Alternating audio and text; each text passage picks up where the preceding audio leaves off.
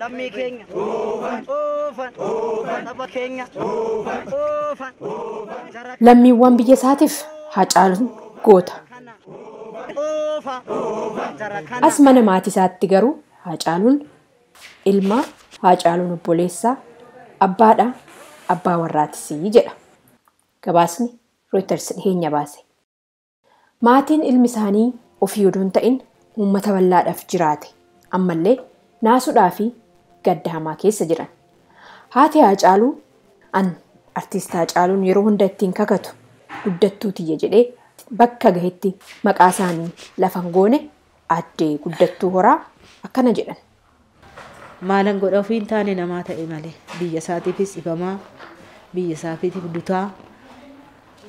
dutaadha mucaan koo leencaa hantuun ishiin hin mul'anne ishiin dhoksitee gootaraa urtee nyaattu ishiin dhoksitee mi'a gurtu ishiin dhoksitee mi'a goddolchitu ishiitu nyaate mucaa koo kan koo waganni koo bichaan nama 5 rukutame kan du'an kan rukutame dukkaana kana keessatti nama 7 wasiila isaatiin hin du'e haadha manaan obboleessa kootii rukutamte amma ammaatti jeessoo waxxaramtee jirti. Akkanumatti darbee mucaan koo taarikiidha kan isaa himaniis hin dhumu odeessaniis hin dhumu beekees immoo durii du'a.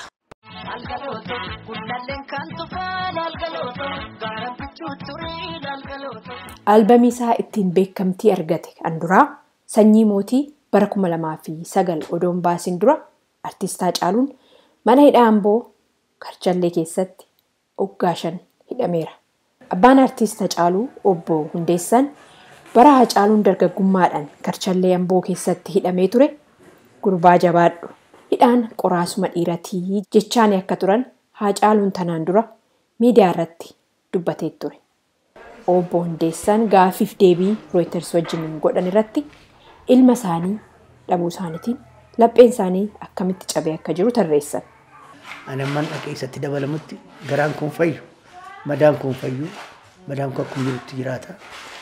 Lalgaloko lalleen kan tufaa lalgaloko yaa rabbichuu turee lalgaloko walaafu. Waan haala yeroo ibsu duudhaa fi dhugaa aadaa Oromoo weeddisu roorroo uummata isaarra jira jedhe ifatti baasu anjagnummaa uummata isaa ibsu sirbaati ture. Maalan jiraan sirba faarumaan fudhatama argate. Artiist Haacaaluun bara 2016 hojii isaa hawaasa Oromoo biyya alaa jiraatuuf dhiyeessuudha. Yeroo as United States dhufee turetti VOA afaan Oromoo irratti dhihaatee maalan jiraa wanni sirbeef akka itti Oromoon Finfinneedhaa fi naannoo ishiirraa itti buqqifame ibsuufanii jedhee ture. Kan sidinqu amma godinni addaa Finfinnee kun bulchiinsa isaatu kan Oromiyaati malee kan Oromoon keessa baay'ee jechuun hin danda'ama. Gaafa hojii aartii keessa gaafa immoo jirtu wanti sitti mul'atu hedduudha. Warri Yaayyaa Gullallee, warri Yakkaa, warri Galaan, warri Abbichuun kun waggaa 130 dura yeroo ontuun isaaniirraa fudhatamu humnaanis tooftaa bulchiinsa yeroo sana jiruutiin qe'een isaaniirraa fudhatame ammas waggaa 40-50 booda naannoon kun akka gosa Yaayyaa Gullallee kana fa'aa akka ta'u gaafan tilmaamu Gullalleen kan tufaa gaara Abbichuu ture Galaan Finfinnee marsee jedhe. Meejeri mee sagaleedha. Lalgaloko lalleen kan tufaa lalgaloko gaara Abbichuu ture lalgaloko walaafu.